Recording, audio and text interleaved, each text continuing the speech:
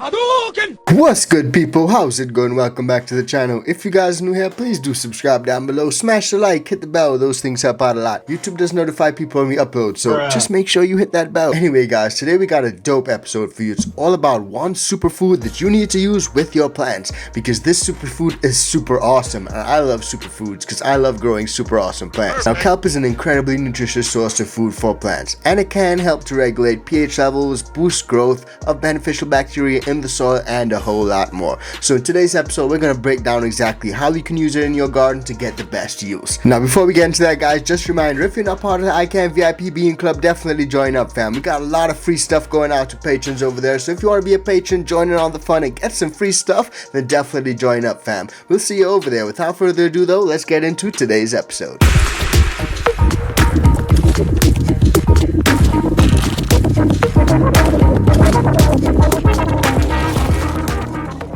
Yes guys, now achieving a good crop of flowers means giving your plants the best life that you can. From pH levels, to moisture, to nutrients, to beneficial bacteria, and a whole lot more. There's so much to think about when it comes to growing plants. But if there's only one single thing that can help you in all these respects, would you do it? I know I certainly would. Because guess what? There's seaweed, or kelp more specifically. Now this marine organism is absolutely bursting with nutrients, and it can help to maintain an environment in which your plants thrive and grow beautifully. So what exactly is this kelp or seaweed? Well, seaweed is the generic name given to over 10,000 species of algae, more specifically macroalgae that live in the sea.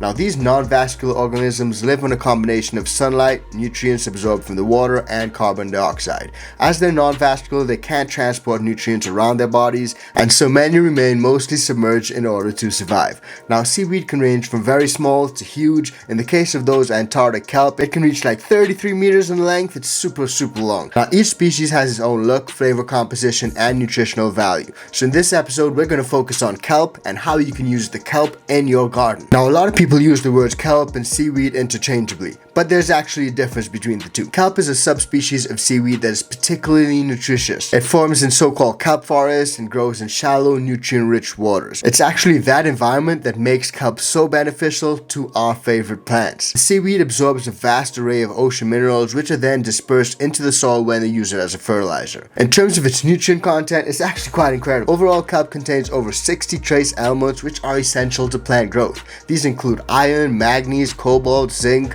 and a whole lot more, which are literally super beneficial to plants. So there are a lot of nutritional benefits, but what are some of the other benefits when it comes to using kelp or seaweed in your plants? Well, I'm gonna throw up on screen now a little chart of some of the pros and cons when it comes to using the kelp. As you can see, the pros far outweigh the benefits. Kelp contains over 60 trace elements. It helps to maintain a proper pH level. Kelp foliar sprays also deliver a rapid hit of beneficial nutrients, so if you're using that organic style of growing, then this stuff is great. Kelp also helps to regulate the moisture content of the soil, and some of the powders can be mixed into the soil before the growth starts to create a very fertile organic growing environment. A lot of times I make super soils and I add kelp in there for sure. Now there are a few cons. Kelp can be difficult to get hold of if you don't live near the coast, and it can be illegal to harvest in certain places. Other than those two main cons, kelp is a pretty good choice. So now that you know there's some real benefits to it, how exactly do we use it in our garden? Well, using kelp to grow flowers is pretty easy, and there are a few different methods of using it that you can use to tailor the kelp to your specific flowers. Now first off, there are different forms of kelp. Now while you can just throw some harvested kelp onto your soil and let it break down over time, there's several options that you can choose from when it comes to using seaweed to grow your flowers. Now, kelp food or kelp meal is great. It can be mixed directly with your soil, and this is usually done before you germinate your seeds. This method actually supercharges the growing medium and creates a great environment for your plants to flourish. Now, as well as being packed with nutrients, after several months, the soil will develop a thriving ecosystem of beneficial bacteria, all of which help to keep your plant healthy throughout its life cycle. That organic super soil, bro. Now, you can also use kelp as a foliar spray. Kelp powders can be mixed with liquids to make a seaweed solution, and that foliar spray perhaps one of the most direct means of getting all the goodness of kelp to your plants. Simply spray it onto the leaves and they'll absorb it, transporting it immediately around the plant. Remember, these plants can transport nutrients to different parts of the plant. Pretty cool, eh? Now, it's worth noting though that using foliar spray is not a viable regular feeding method. It's fantastic at providing large doses of nutrients to plants that need it, but it should not replace a good feeding regimen through the growing medium. Now, some people also use mulching. Mulching is a great option for using seaweed with your flowers. To mulch, you'll need a supply of fresh and whole kelp in its natural form. Once that's acquired, simply pile it around the base of the plant and leave it there to decay. As it breaks down, its nutrient-rich body will pass down into the soil, where the plant's roots will be able to absorb it. As it breaks down gradually, it'll continue to feed your plant until it's all disappeared. Man, I love organic stuff. What about you? Do you like organics? Drop it in the comments down below and let me know. Now, there's also composting. Alternatively, you can add some fresh kelp to the compost pile and allow the nutrients to mingle with and enhance those of the general compost heap. But if you want to go that route, make sure to mix the kelp well with the contents of the compost bin, because it can otherwise prevent good airflow and lead to improper decay. You want to make sure your stuff breaks down properly, especially when you're composting. Now, another super easy option is liquid fertilizer. That's a great way to use kelp-based fertilizers and feed your plants super easily. Administering kelp liquid fertilizer is just like doing so with any other liquid fertilizer. Super simple. You mix it up and you add it in. Now, personally, I love dry and liquid organic fertilizers, and Neptune's Harvest has kelp in liquid and dry organic form. I use the dry organic forms and mix it into my super soils and make some nice organic super soils,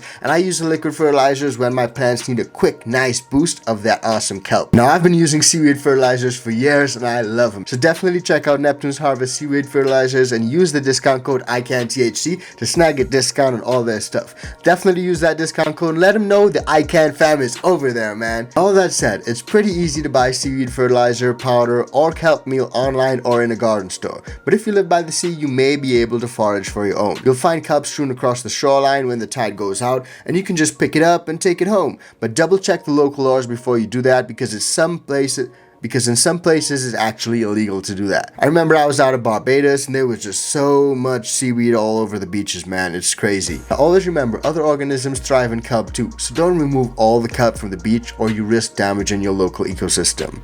Now, all that said, is it worth it? Kelp, flowers, is it worth it? Yep, definitely I think it is. The only time that going without kelp may be worth it is if it's hard to get a hold of. But in most cases, buying it should honestly not be a problem. And finding it should be pretty easily as well, depending on where you live, of course. Now, seaweed is perhaps the most nutrient-rich fertilizer available for growing all plants, and that's not to mention it has many other benefits as well. Now, if you're able to use kelp in your garden, you should probably give it a try. I know I have, and I love it. So drop it in the comments down below and let me know if you use kelp. If you have, how have you used it? Dry organic, liquid organic? Have you just picked it up from the beach and popped it into your soil? Drop it in the comments and let me know. And don't forget, join up with the ICAN VIP Bean Club fam if you haven't already. The ICAN fam, we get dope perks going out to you guys.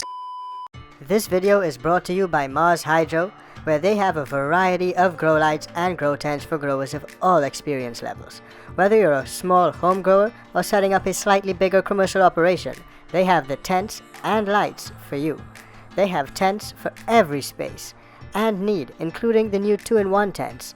And they also have a wide variety of lights to choose from, including full spectrum LED and the new detachable FCE series. Links to all of the products that we use on this channel, including the Mars Hydro grow lights, are in the description below. Be sure to use the links below to support the ICANTHC channel.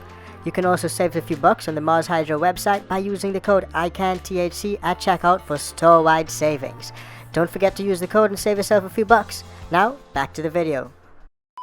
Anyway, we'll see you guys super soon on the next episode. So until then, stay high and stay fly, and we'll see you on the next one. Peace, fam.